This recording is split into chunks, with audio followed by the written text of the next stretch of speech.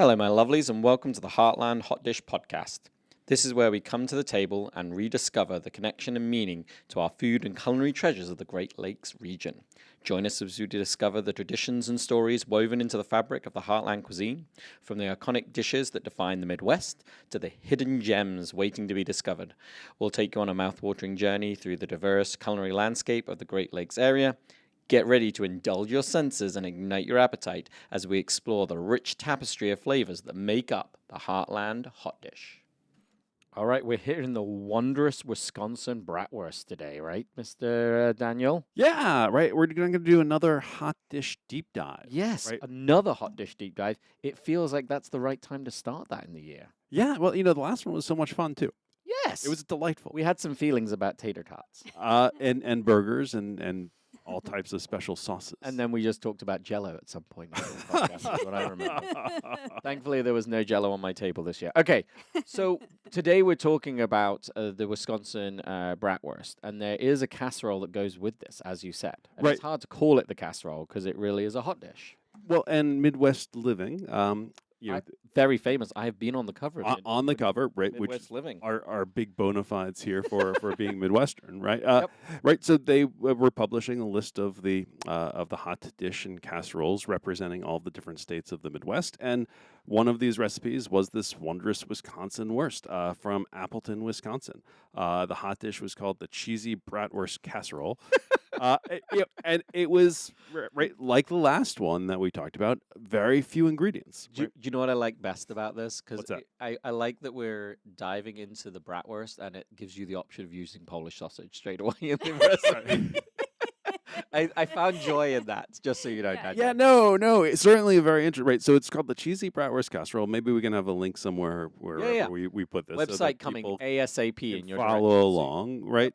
But 6 ingredients, right? So they say it takes just a few minutes to assemble and then pop it in the oven till it's done. Now, I take some issue with the amount of time that they suggest that it actually takes to assemble. But first, we should just talk about the ingredients that are in this, so we can sort of do a deep dive into the casserole. So it starts with 6 fully cooked Polish sausages or bratwurst. We're right? picking the bratwurst. We're picking the bratwurst. The bratwurst is in the name, right? And you have thoughts on bratwurst? Oh, in the reason general. to love a good bratwurst. I was telling Daniel off mic, I brought my kids these beautiful homemade, handmade blank cookbooks that you write in your personal recipes, and there are none in my kids' books. We have yet to decide the recipes that make it to that level. My mother also brought me one years ago when I graduated being a chef, and I think I've only got like 9, maybe 12 recipes written in there, and one of them is a bratwurst because I got it really good, and I do not want to mess with that. Right, so what's the secret of your bratwurst? It's honestly the dried milk powder that's beaten into it and the right temperature. So getting the sausage meat cold and semi-frozen before you grind it, getting cold and semi-frozen before you then beat it, and then beating it to, I never get the term right. I'm going to have to Google it as I stare you in the eye in a second. The name, it's not collagen, but like there's an enzyme that's created when you beat the sausage that allows the sausage to be bound really well together. So It's kind of the texture- emulsification. Right, the of- emulsification that happens, and what it does really is changes that structure, which honestly, I think the texture of a sausage is almost really as important as the flavor that goes in there. You don't want anything that's like losing its moisture in there, and so when you get that enzyme / emulsification happen perfectly, it holds on to anything. And I really think that the milk powder in there is a really big benefit. We tend to keep a lot of dairy out of our sausage just in case some people are allergic or they can't have it. So we try to make, but the bratwurst definitely has it in there for So us. my understanding about bratwurst is that classically it's a combination of pork and veal. Yes, pork and Yes. veal. And ours is a straight pork, again, living in the world of where we are. And honestly, I like it more than the pork and veal blend. Oh. 110%. Wait, do you have an issue with veal? No, not at all. No. I love veal, but again, I'm living in this new, the world we live in today is kind of that same feeling of like, I'm going to say the really controversial one of like foie gras. I absolutely adore foie gras. It's delicious. There are ethical ways, more ethical ways to raise for foie gras. And the same thing with veal. There are ethical ways you can do it, but I love veal. But I feel like in today's society, it's less acceptable. And so we've kept it out of our brat. And to be perfectly honest, there is no discernible difference. If I made you with the veal and the Oh. pork, you would be just as happy. I don't think you'd be just as happy. I think on the blind test, maybe I'll get some in and we could do that for us. But like you would pick the non-veal bratwurst. Interesting. 110%. Because I love a good Weisswurst. Oh, right. 100%. Veal, right? Yes. I would say because of like that milk washed, almost milk cooked pork, it makes it taste like veal. That's in the same interesting. way. That's why I would say it's that way. And the dried milk powder and getting a very high quality one, I think the world again lives in a world where they think that dried milk powder is a bad thing. It can be a wonderful ingredient and a really great add. I think it's some disturbing number. Over 90% of the United States ice cream is made from dried milk powder and not made from fresh milk. There are some very big brands out there that still do it because shipping milk is so hard in that situation. But that's what makes the magic for me in there. And what's his name? John Mason, who's the chef here, makes my bratwurst better than I can make it. He's got that right temperature and the right amount of time on the mixer to beat in to make that enzyme work. And your dominant seasonings that you put in there? I'm going to pull it up. Right. If I'm going to say it, I might as well say it with all significance in there. Right. And while you're looking at that, Yeah. right, I can also sort of just talk about how I feel that veal has gotten a really bad rap in American culture, right? And it's like one of those other things, right? One of those demonized ingredients like MSG. 100%. Right. Yep. And there are sorry, this might not make this the most popular podcast we ever had out there. I would say at any point you're killing an animal if you're eating meat. And there are ethical ways to raise an animal and to slaughter an animal and go through the process. And you can do that with veal in a more ethical way than it has been or the perception of it in its past. Sure. So I actually got to visit a veal farm in upstate New York. Yep. And it was I felt like it was a fairly ethical one having visited them. Yep. One of the things that they did differently from other veal farms is they let the baby calves spend some time with their mothers before moving over to the veal farm, largely, so that they could get the colostrum from their mothers and be healthier animals. Yeah, colostrum, that push of getting them connected with their mother right at the beginning. Again, if you're a vegetarian and you're not against meat, there's no win in this game of that conversation, but it's a more ethical way to go. All right, I have the recipe up. No shock, it is in grams. We will use a proportion of pork butt, pork shoulder, and then also pork belly with a higher perception of fat in there for us. Ice is an ingredient in there, but spices-wise, we've got our milk powder, our black powder, our mace, our dried ginger, marjoram, mustard powder, green cardamom, and coriander. The green cardamom's the bit where you're like, I'm not on board and I've lost you, but it's for the win. It is delicious. It's the closest thing for me that tastes a little bit like Cumberland sausage, which again, if you've never had it, it reminds me of the Cumberland sausage and makes me really happy in that world. I'm not going to stop chefs from being chefy. Okay, yeah. Well, if I can sneak, I feel like green cardamom is my spice that I sneak into things for people to go, there's something in there and I'm not sure what it is. Right. So if you ever have anything from Kieron and you're like, I'm not sure what that is, it's green cardamom that I Why is it controversial? It's not controversial. It's just not something you would normally put in a brat. Okay. It has Right, it's zero. Yeah, it's zero traditional in it. Yeah. Okay. And that's not necessarily done in spite of a good traditional recipe. I truly think it added to its mix, and proportionally, it's about. I think out of all the spices, if all the spices that were in this sausage was 100%, we're talking about something that was somewhere around 12 to 15%.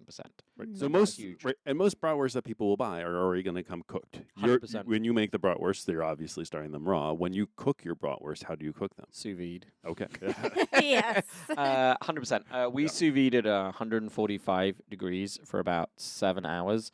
And we will put a little bit of beer in there when we go to the sous vide process for us.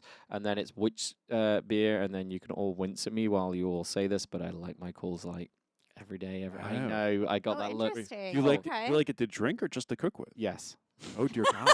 All right. But Coors Light in the silver bullet with the little fancy top. My old butcher at the Roadhouse. Do you remember his sister and him? So there was. Do you remember them? Ephraim? No. Before the Ephraim days. I don't think I knew anyone before Ephraim. Well, so my old butcher would drink beer occasionally, and he ended up moving out towards Chelsea, and so I'd have some on my little fridge on my porch, and I always have Coors Light. Joel. Yeah, Joel Cap. Joel. And is that in a can? Yeah, it's in a can, but it looks like a bottle with a little silver top. They're called silver bullets. Gotcha. Okay. It's my guilty beer of pleasure. I like other beers, but if I'm like, I've come home from a long day and I want a beer, like a Brit, that's like the closest thing to like calm, relaxing. Has anyone threatened to take away your Brit card? Yes, 110%. Right.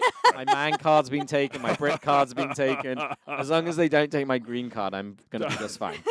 Does it still register as a beer to you? 100%. Really? Oh, yes. Okay. It's my Right. comfort beer. Sure. No, I could see it as like a comforting thing, a refreshing thing at Yeah. the end of the day. But like, it feels so different than. Hun- Right. We should have a whole beer show. Oh, right? no, I don't mean we to could do digress. that. Oh, No, no, absolutely. I mean, brats are very part of that world. I would Yes. say that I like a Newcastle brown ale. There are some beers from back in the day that I love. There's a brewery. The Newcastle. I just need to say the Newcastle Warm Oh, is a.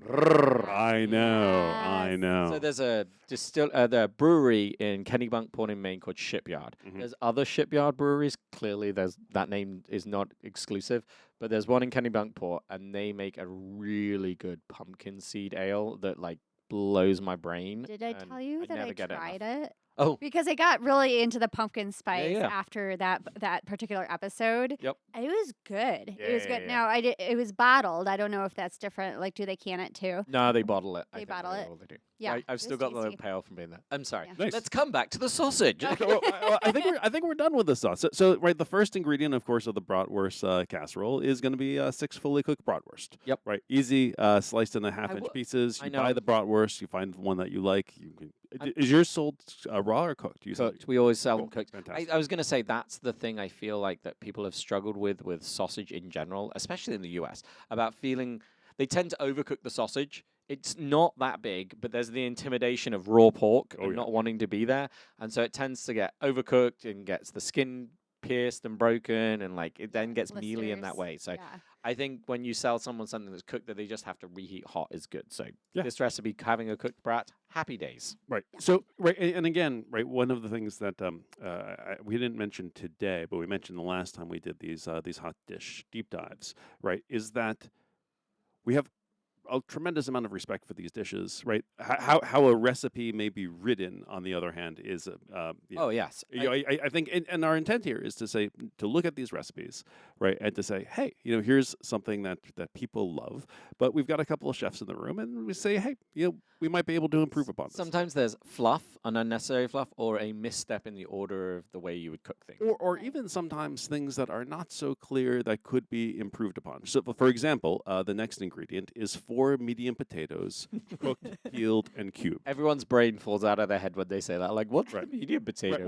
Well, thankfully, they give They a do. weight of 1.25 pounds Cubed. in total. Cubed. Right, but there's a lot of information that is lacking in here, right? So it's 4 medium potatoes, right? What potato? What type of potato? Am I going waxy? Am I going fluffy? Where am I going in my world? Right, right. Cooked. How is this cooked? Is it going to be baked? Is it going to be boiled? Is it peeled? It says peeled, right? Okay. Right. So but you can also peel things before you cook them and after you cook them, and that's going to have 100%. I Yeah, don't know that's why good they point. need to peel them, because if you can, everyone listening, please don't peel your vegetables. Keep your vegetables unpeeled. There might be some reasons you don't like it texturally and they get in there, but it's good for you. Leave your peels on. or flavor wise. Sure. Right. Unpeeled carrots. Yeah, there's a. Right. Oh my God, I love an unpeeled Celery. carrot. Oh, Yeah, we gotta have like an episode No. where we fall out every I time. No, have here's- to right. peel my carrots and my celery because the celery. Okay, the celery I can get on board with. Stringiness. Oh, Yeah. are we really 3 peeled celery people in one room? Yeah, Because yeah, when I yeah. peel my celery, Oh, everyone looks at me 100%. askance. Right, Right. an unpeeled celery. I feel in like I any found my usage. people. Yeah, Right, yeah. I know. Whereas Right. a peeled carrot, really? I'm way too Yeah. lazy to peel. I even here at the farm when we do weddings, I don't peel carrots. Right. Well, and I can understand why somebody Okay. would eat a carrot with its peel on. There's an earthiness to it that doesn't exist once it's peeled. And I will say that differentiates from like the boil to the roast. If you're roasting it, who cares? Yeah. If you're boiling it or simmering it or putting it in a stew, sure, I can understand your desire to want to peel it. But a roast carrot, you should leave your skin on all day long. That's it. Roasted, I can see, but yeah, I think This it was is a Right. podcast about carrots. This though. is, the way I was trained was even in stocks is trash. What? Yeah, that's it was ingrained in me since day one, and I was French trained, so it was like make sure you peel all your vegetables. I'm That's not what I going to was say told. that I wasn't trained to peel, but also right. Okay. All Right. right. So 4 medium potatoes. Right. For me, in something like this, I would go waxy. I would go waxy. I Right. want something that's going to hold up to the space and time. I'm not Right. trying to get a roasty potato fluffiness in Yep. there. Nope. I could go gold. I could go red. Yep. I would Um, also say a nice one in there might be some like fingling potatoes in there would be kind of fun. Right, and that's Golden that's getting things a little bit fancy, and it's it's not intended to be fancy. I feel like when you buy finglings, you have too many, and so I feel like those make a way into a stew for me. But but I think this is a nice sort of clap back to our salt potato. Oh yeah, Right. Oh, yeah. Because wouldn't need to having go back having and those cook some. waxy boiled potatoes as salt potato, which is what I keep around the house. I keep just cold boiled salt potatoes, Yep. in the fridge. You know So- my new one. yeah. Sorry. Well, this is apparently this is the drift podcast today. I will tell you my new thing is keeping boiled potato, not waxy potatoes, but a fluffy potato because I want to have roast potatoes all the time. So I'll partially boil them with some thyme, rosemary, and garlic in water with salt. Take them off 3/4 of the way cooked, and then cover them in melted butter and put them in my fridge. I will, then you will hear me use the word very infrequently, but then I will microwave them for about a minute to melt the butter, Yeah. and then I'll roast them like that. And they Mhm. still take a good 35, 40 minutes because I want crispy. But knowing I've got all that flavor packed into them, and they keep great. Like, don't do this at home. It's not okay. I've kept them in there for like 2-3 weeks. Yeah. Easy peasy. Well, because partially they're cooked potato. sealed in butter, right? They are Right. sealed in butter, and the Yeah. butter just they get Right. better. Sure. Yeah. And sorry, It's okay. like a confit. Yeah. right. It's like a comfy. It's like keeping something in a larder. I don't think I've ever done it. That might make it to Yeah. the cookbook, my personal cookbook, because they are so good. Yeah, Okay. that's amazing. Yes. So, but I think part of my problem with this recipe is that if you're not starting off with cooked potatoes, you're going to have to cook those potatoes And first knacker the before. sausages by the Right. time the I'm sorry? and you will have knackered the sausages by the time you get there, like Yeah. because you'll have to cook them in the casserole. It's going to completely, and it's The Wait, sort interesting. of no, but sausage, yeah. the ingredient list calls for them cooked, so nobody's going to Oh, be so putting you've in there raw. But before you're Oh, there's people right. who will put them in there raw. Oh, I'm sure there are. Right. But the recipe I've got calls an right. aunt. You've read people's comments on recipes. Right? Yeah. It's like the recipe says this, but I did this, and And it for didn't some work. reason And it then I didn't. don't understand Right, why why- it didn't turn out. Why did this not work? But the the selling point of this recipe says that it only takes a few minutes to assemble. Except the for the caveat cooked is potatoes. is assuming that you've got some boiled potatoes already on hand, boiled waxy potatoes. Sitting in the fridge, ready to go. Right, and the other one, of course, is the 16-ounce package of frozen cut green beans, That's why you lose me in this recipe. thawed and drained. Oh, Okay, so we're going to talk about Do you frozen prefer string beans canned? for a little bit. 100%. Right. Yeah. A green bean is meant to be green, and the only way it comes out of this is brown. If it's frozen, Well, not Well, even so- that, but well- it's going in the oven for like 45 minutes on top of it. Those green beans are not green anymore. 45 minutes, 350 degrees. Sure. Right. And that's possibly It true. has a place in American culture is a canned green bean or a pre-cooked frozen bean. The frozen cut green beans. Right. So this is the frozen and the cut one. So these are already going to be sort of have Yeah. in Yeah. there. Yep. Right. I have I have to admit my personal preference for the Trader Joe's French style string beans. Okay. I don't know if you guys have seen these or played around with them at all. Nope. But they are thinner. They're skinny, like haricot Sure, vert, French right? green beans. Yeah, Yeah, exactly. Yeah, like real Right. haricot vert. Yeah. And because of that, I find that they cook really well and are and because they are thinner. Some of I think the challenges of frozen string beans is just their water content and their wetness. Sure, it's a, Right. Yep. Right. And that can lead to some. And it's asking you to thaw these. You've got to thaw them and drain them. Right. And that's not happening in the.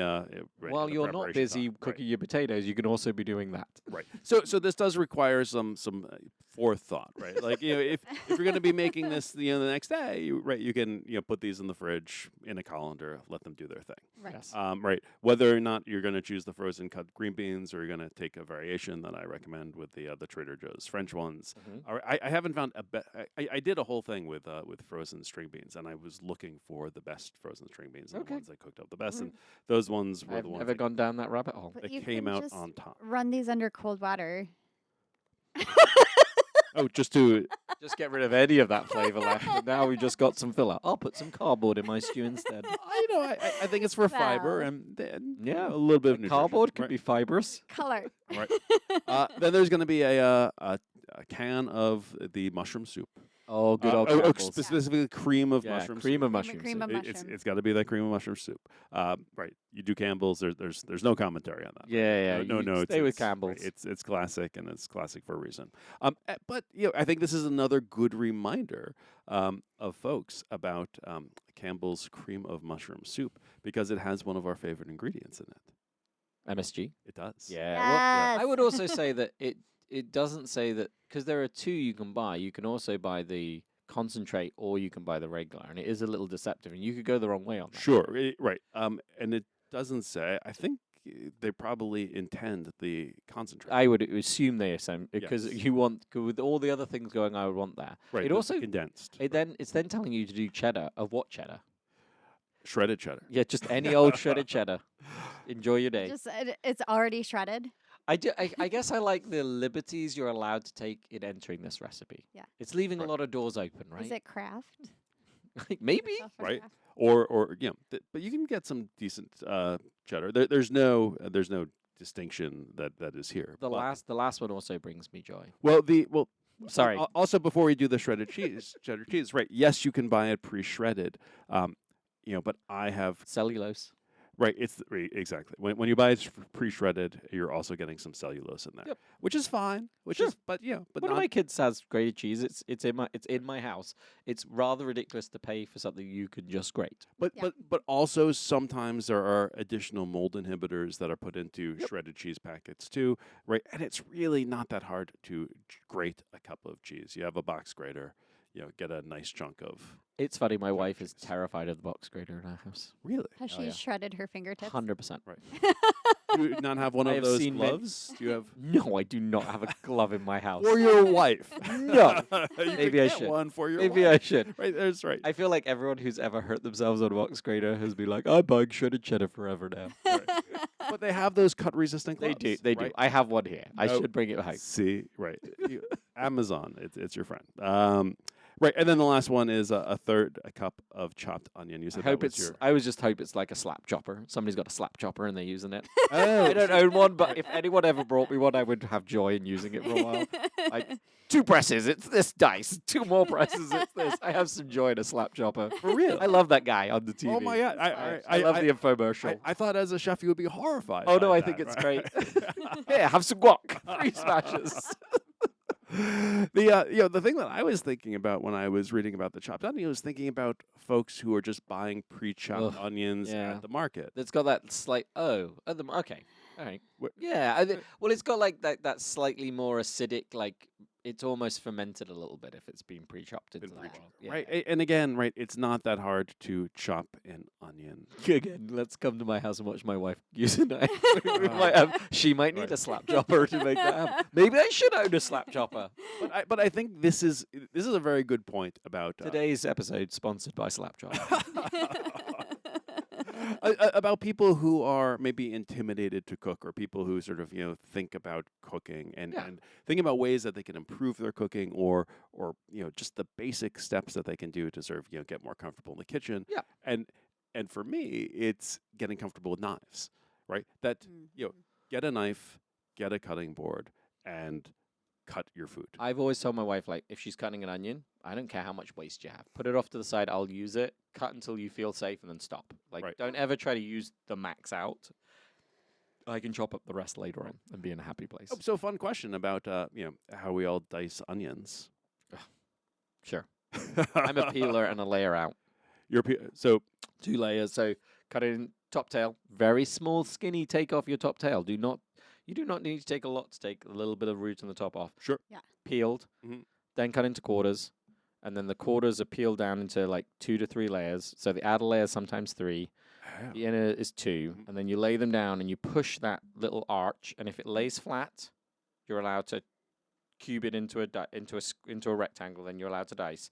If it doesn't lay flat with your fingers pushing on it, then you have to cut that in half. So you sometimes get into 1/8 depending on the size or structure of the onion. Oh wow. Because then it's truly diced. If you're Yeah, actually yeah, trying to dice, there's no way to dice a whole onion with the silly like half, slicey this way. You're Right. getting inconsistent dice. Yeah. Now that produces waste, but I've got a home for waste. Yeah, We've yeah. got stocks and sauces all day long, so I'm not worried about waste. That's amazing. No issues with that technique, by the way. My dice turns out just fine This by using thing- the cross. Oh, I hate that so much. Like you have, some chef's gonna come inspect that and like throw it all away in front of me as happy. I Right, taught my kids to dice like that. If you start with a straight edge, like a straight rectangle of an onion, you can produce a dice. You Right. can consistently make your thickness. We will also sometimes in our house keep the inner and outer layers because the outer layers are thinner, so you get a much. If you want brunoise, like proper small, Yeah. use outer layers of it, and then you go to Yeah. dice, you go to the inner. So sometimes we'll separate the two. So the brunoise becomes like your dressing for tacos or something like that you put with jalapenos. Those are outer layers of onion. What onion also? It just says onion. Yeah. Oh, can use whatever onion. very good point. I can have my Right. red. I could have my white. I could have my Vidalia out of season. What would you? I could have my use? spring onions. What would you use in this this recipe? I'd always use red. I always keep red. Oh, red. I love red. Wow. Red is like the Right. generic default in this building. I like yellow. Yeah. And I would also actually I react because it doesn't say it, but I would use shallots. I always use shallots. I'd always use a banana right. shallot every day of the week. Yeah.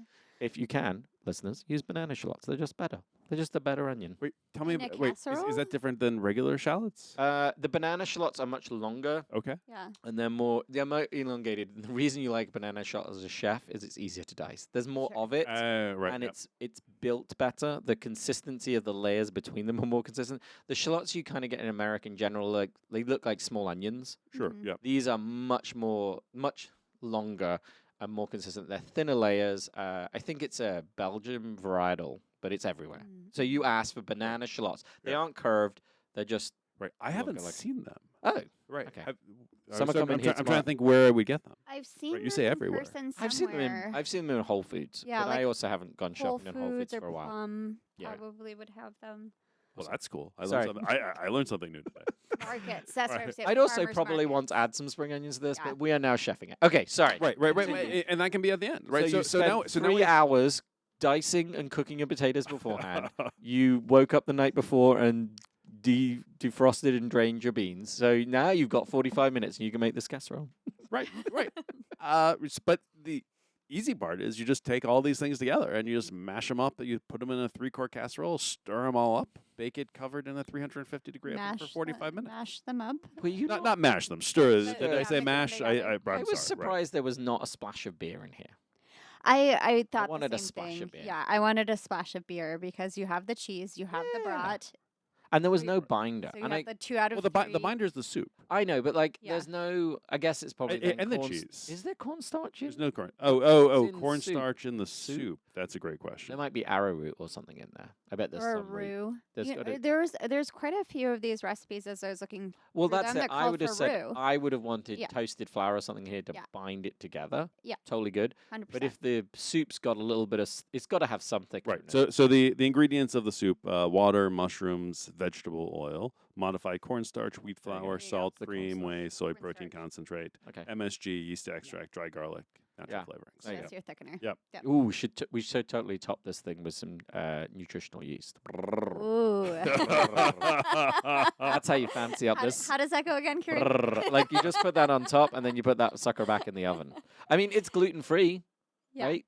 And depending on your sausage, No, it's not gluten free because of the soup.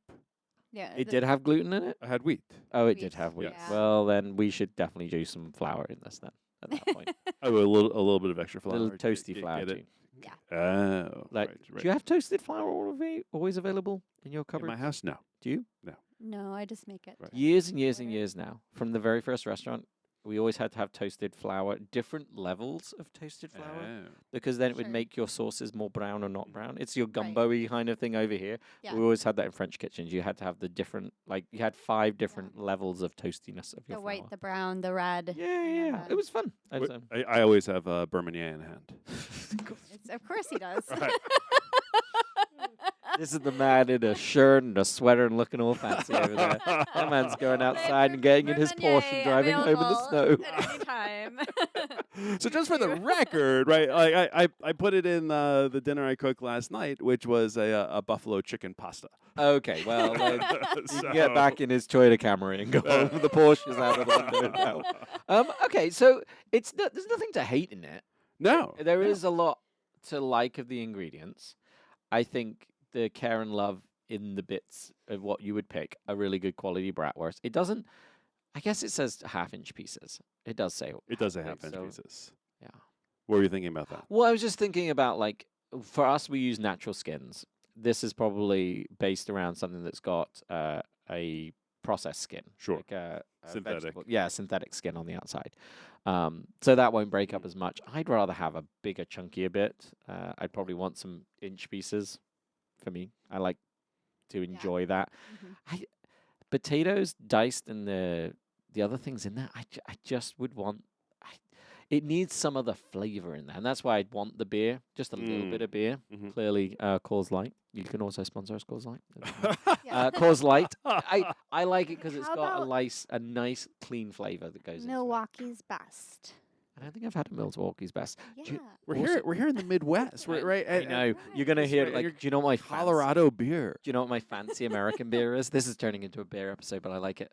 Banquet in the little glass bottles. Brrr. That's that. When I am out and I'm like with a bunch of like dads at like, I don't know, Revel and Roll, like a bowling place, like if they've got Banquet, Coors Banquet, brrr, that's the beer of That's the choice. beer. I feel like I need to just needle you for the sake of needling you. On an entirely separate topic. Just yesterday, I bought some French cider. Oh, Jesus. So there we go. Ooh, there you go. Oh, More reason to hate Okay, Daniel at the end Right, of this right. episode. Here we are. I would love to see a version of this with cider. Okay. Because there's another one that actually called for diced apple. Okay. Right? Okay. Oh. Well, so Right. I know because I was on the Midwest Living one. Mhm. Did you see the next casserole down from this one? I did not. Let me go find it. I've got it on my computer. It brings me such joy. The next one down, I think. Yeah, there you go. Pizza pasta skillet casserole. Oh no. It's got pepperoni on the top and all goodness in there. And it's got like spirally noodles. We can do a deep Where's- dive. We can what's- do a Oh my deep dive God. into that on another I day. also looked What- at it and what I would state eat the is heck it? out of. I don't know. It Right. doesn't Get say. that for- I'm sure it does. Right. Yeah. We will dig it up. But but this actually reminds me not so different to that Pennsylvania Dutch thing that we make in our house with the potatoes, string beans, and ham that gets cooked in some chicken broth. I just want to take the beans out and give you some fresh French green beans. Well, yeah, there is this really nice. So my context for this is that dish, right? Is there this Pennsylvania sort of I don't know if it's Dutch Amish thing of the cooked down potatoes and the string beans. You actually know when it's done when the string beans start looking wilty. And there is They were wilty going in. They Right. frozen. They start to look like they're actually canned. and Right, not exactly. They fresh. change that color from the bright green to a little to a bit dull, to a little bit bright duller, green. right? A little, but I gotta say, it's delicious and comforting. Are you right? sure? Are you sure it's delicious and comforting? There's something about soft vegetables, right? And maybe growing up with mushy peas, you could Mushy probably I'm peas. getting right. I don't You've mind been it. ruined for soft vegetables. See, I don't mind there's- it, but my grandmother was such a. I don't know if we've ever covered this on any of the podcasts. My grandmother was a terrible cook. Awful. Okay, Have you ever heard the spaghetti story? no, So she would make canned tomatoes, put them in a pot. Mhm. I mean, canned chopped tomatoes. That was it. okay, There was no onions, no garlic, no seasoning, nothing. And then she would put the raw spaghetti and then smash it up. It would cook till the tomatoes were slightly warm, and then serve it to you. So you got crunchy spaghetti and tomatoes. My grandmother's other skill was overcooking every vegetable known to man, and also overcooking liver. So I hated liver as a child Ooh, forever, and yeah, that was terrible. yeah, But then that's tragic. every vegetable was mushy. And I thought green beans were gross until I was like, oh, green and crisp? So my grandmother was a great cook and a gourmand before it was popular to be one. And when my first kid was born, she came out to California and visited and cooked for us something that she loved, and and it was really a bit beyond my comfort zone. It was something I never had before, but at the same time, it was so deeply comforting. It was tinned asparagus that had been covered with cheese, and just melted under the broiler. See, you would think, like, as a guy who loves canning, I love canning and jarring. Yeah. I mean, my first business before I opened the wedding venue, I wanted a bed and breakfast, and I wanted to can and jar. That's what I wanted to do. You would think I could get on board.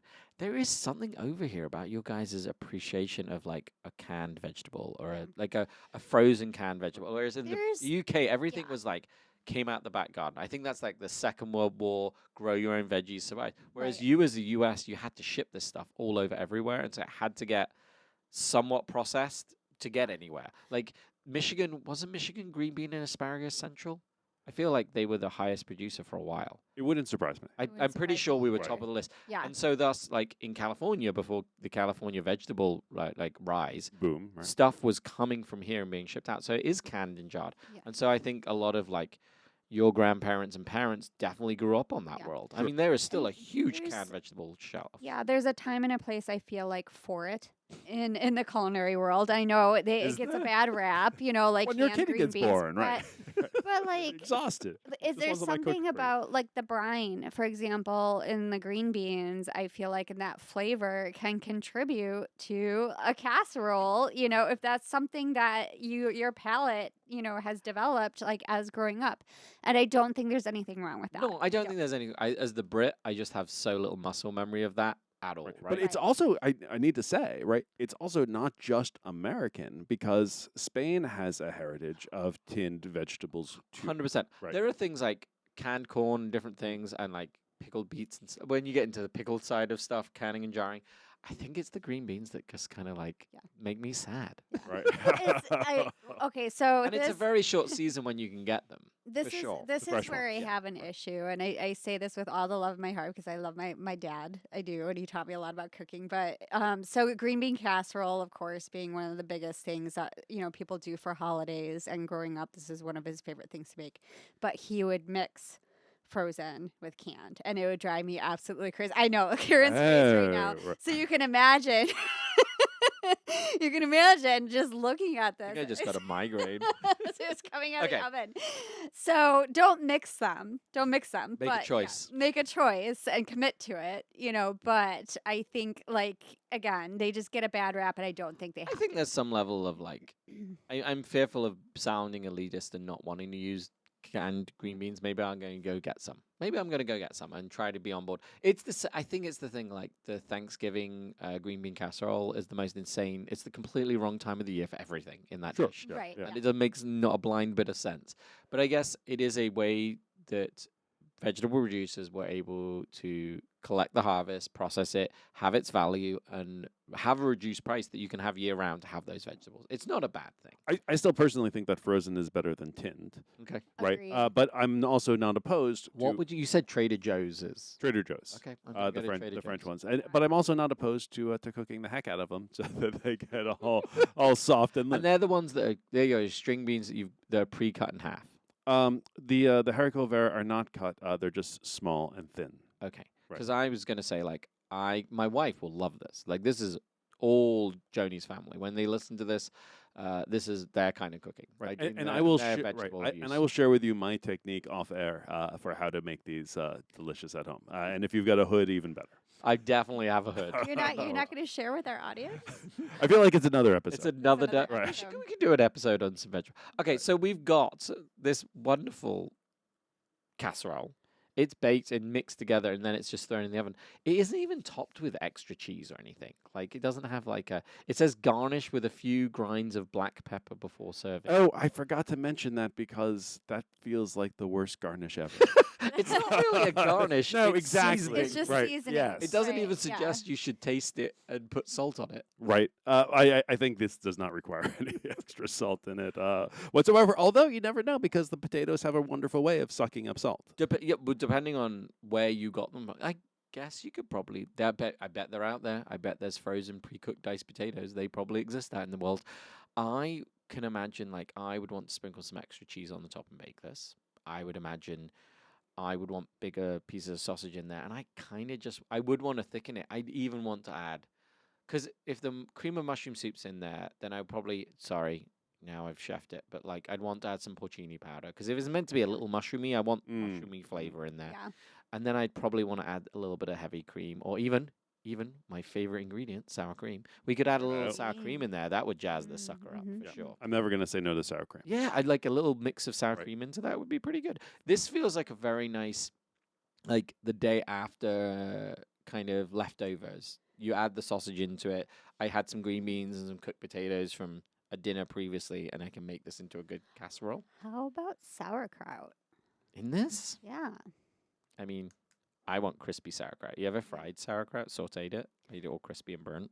That's Well, if you crisp it, That's there's, like there's MSG your on topping high. right there, right? If you Yeah. crisp it, you could top it off and even crisp it in the oven. the picture looks very nice, I will say. When we do share this recipe that's out there from Midwest, I think it's a very pretty picture. I would totally eat it. Oh yeah, I wouldn't be upset. I would eat the heck out of it. It doesn't look very baked. Like the potatoes have taken on very little color for being in the oven for 45 minutes. Well, it's baked covered. Oh, it was covered. Yes, it's covered. That's disappointing. there's Right. Also, So you would uncover it I'd at least want to broil it again. I want to at the end. Right, you'd finish it. You'd finish it. That mean, that would be your garnish. I'm your a dairy garnish. boy, Right. so I just want to Yeah. add some more cheese over the top of that sucker too. That's I'd like true. to have a little bit of burnt sausage in there, Some- like a yeah. little crispy edge. Some charred sausage. Yeah. And some caramelized cheese. Yeah. Okay. If I were thinking about garnishes, I would garnish this with some thyme.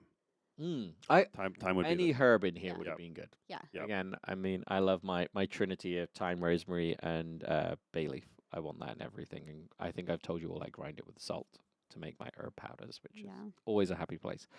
It's not a bad looking thing. I'm also surprised there's no like breadcrumby crust or anything on the top. A lot of the casseroles that were in the best casseroles from Midwest always had some kind of crispy top over Right. the top of right. it. And again, there's other versions of this with Sure, like 100%, cracker or right. Yep. something on top, or like stale breadcrumbs or Yes. Right, but I also appreciate the variety, right? That not all of these hot dishes have to be these cheesy, heavy thing, right? That this one, there's cheese in it, there's cream of mushroom soup Yeah. in it, Yep. but it gets covered, right? And it's and it feels just more It's of like maybe a lighter stew or yeah, like a vegetable stew rather Exactly, than a, right. Yeah, I can get on board with that. Like my sister is a vegetarian and she has all of those like brothy, pre-lentil-y kind of soupy stews. There was, and this definitely is cream of mushroom, but cream of mushroom is a little bit of exaggeration the amount of cream that's in the cream of mushroom. Sure. But like it's binding it together at Yeah. that point where it is. I almost want to say, yes, this reminds me more of like a cassoulet Sure. than of like a traditional Wow. American We really casserole. fancied up I the know. cheesy Yeah. bratwurst Yeah. casserole 'Cause to a you have, like casserole. you have the beans, right? Yeah, you you have got like the sausage in the there. velouté, yeah. Chuck some butt beans in here and off to the races. And you're good to go. Yeah. Whereas like when I think traditional American casserole, I do like the things we just mentioned that are missing, like the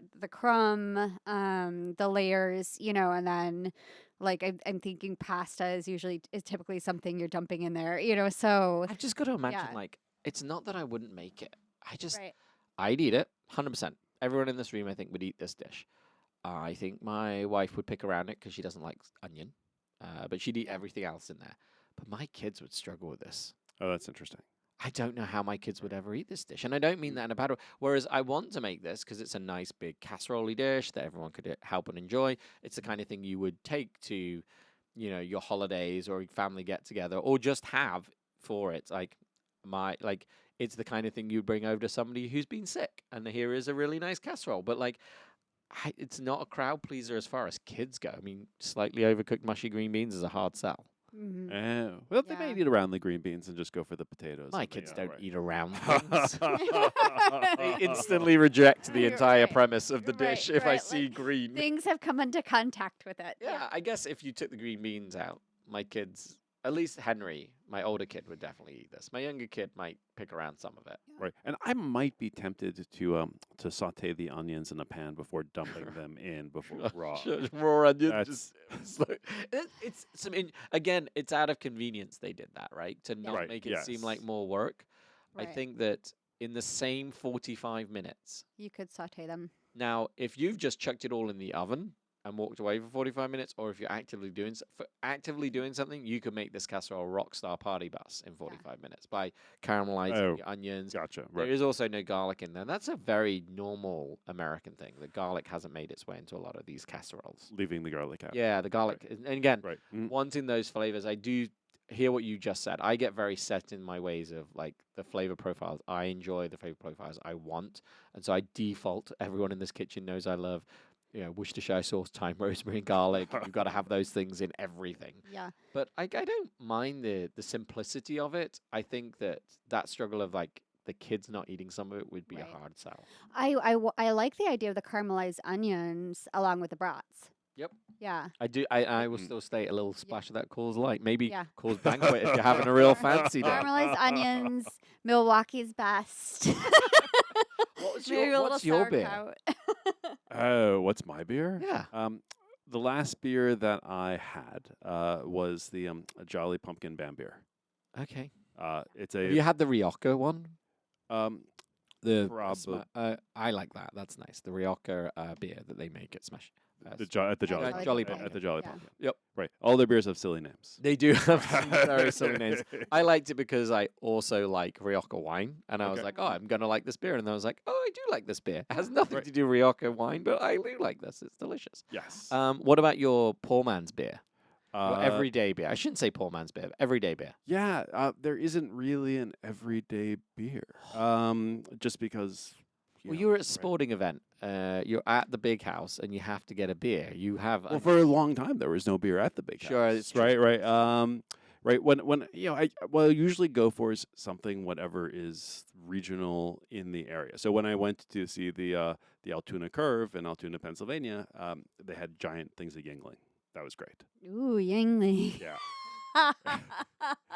I love this man. In a way that we should hang out more often I outside of told work. you I was married to a guy from upstate New York, and he introduced me to Yingling. It was good stuff. Oh yeah. In stuff, in yeah. upstate New York, it's a Utica Club. Yeah. Yeah. Wow. Yeah. You both Utica. got to- I have no idea what's going on, and I enjoy this very much. No guilty. What guilty beer? No guilty beer. Like Guilty beer? yeah, like I don't Right. know, like the Bud, and you're like, you know what? People are judging me. I like a Budweiser, but like, there's nothing of that. You know, 'Cause I Coors Light Banquet is delicious. yeah, I had a Budweiser once about like 10 years ago. No. Yeah, I was amazed at like how full it made me feel. Okay. Something about the gassiness of it, just like it just did not sit well with me. I was right. Me and Joel Cap will sit down with you and have a Coors Light. He'll be very happy.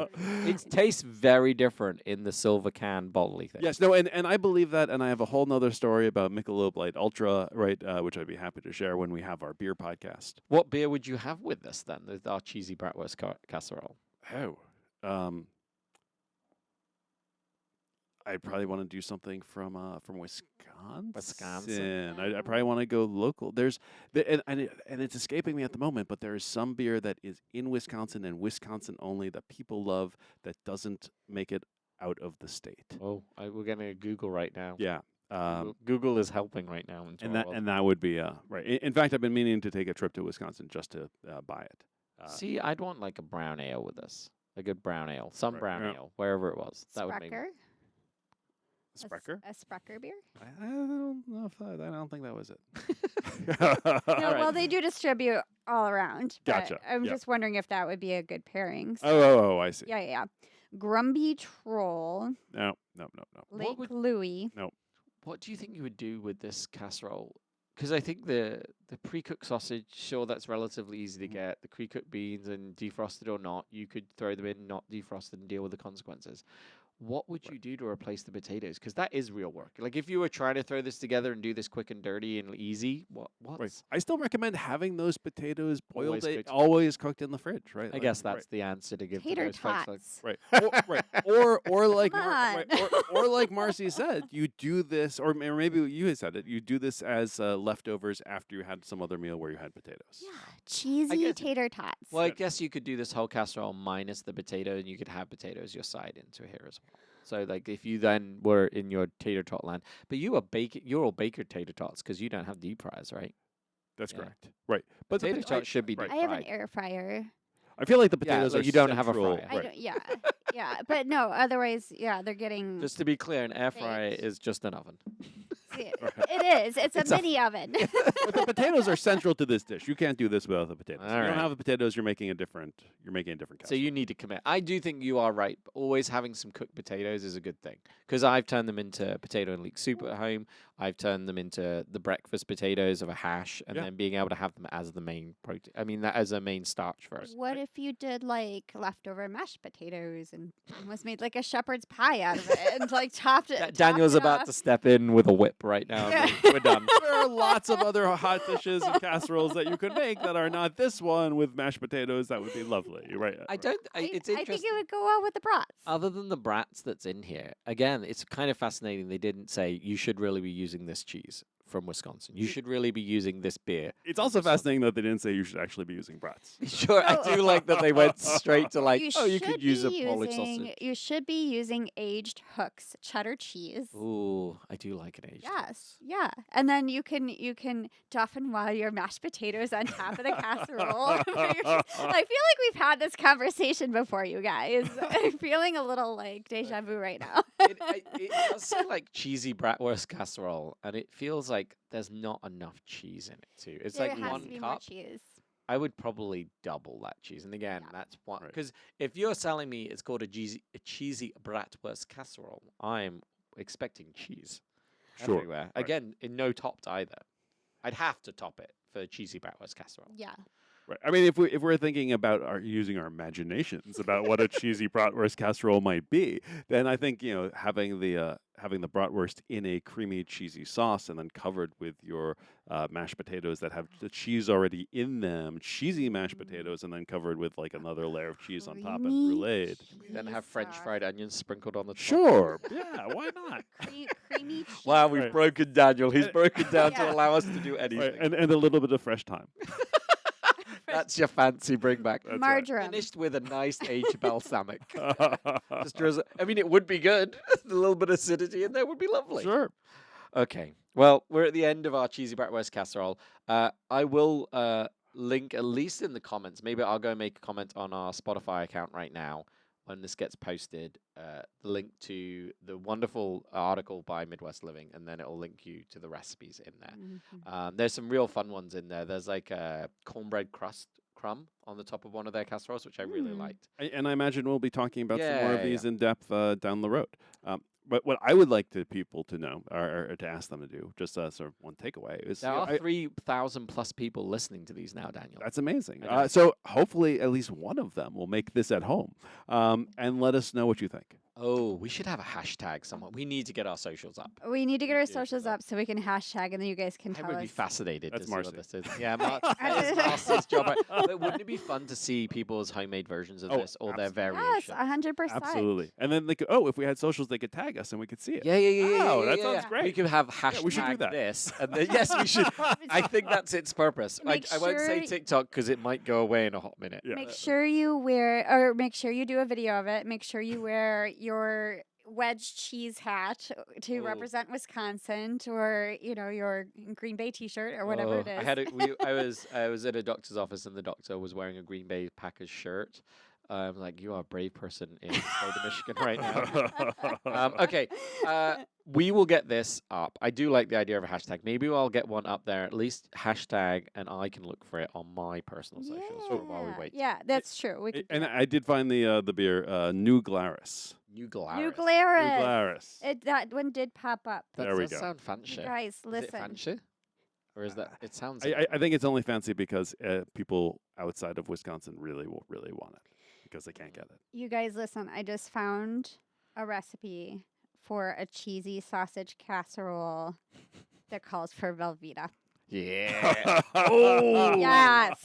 See, this might Yes. be made better with Velveeta. I think we should put Velveeta in our casserole. only fudge is made better. We with Velveeta. just broke Daniel.